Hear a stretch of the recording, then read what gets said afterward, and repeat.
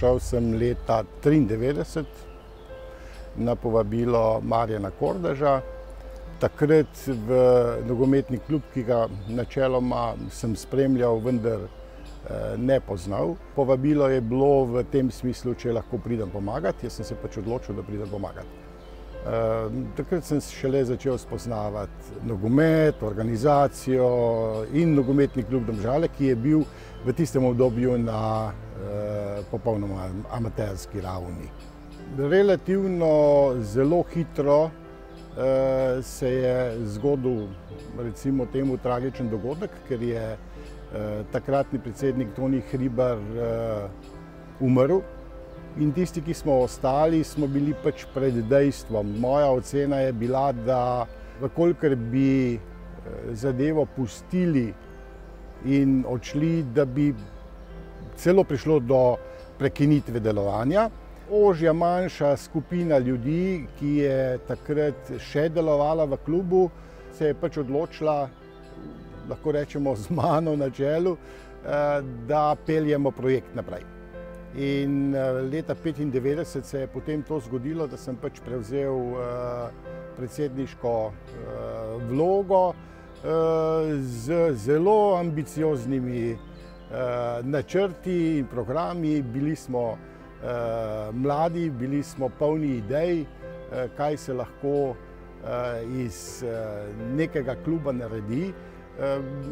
Bili smo pa na začetku, mogoče je bilo tudi zaradi tega lažje, ker praktično ni bilo skoraj nič.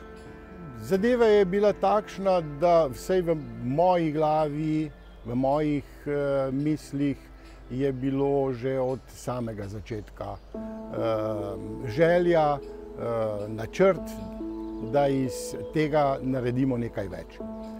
Zadeva se je odvijala logično postopoma zaradi tega, ker je bilo potrebno marsikaj narediti, privabiti ljudi, dobiti določene sponzorje, pripraviti neke programe, v končni fazi dobiti in privabiti otroke, da si povečal število igralcev. Temu jaz nekako rečem organska rast. Tako kot človek v družini na začetku študira, si želi dobre službe, bom rekel, na nek način pride do tega, da boš nekoč v penziji lahko užival. V samem klubu je ravno tako. Klub je iz leta v leto napredoval in rastel.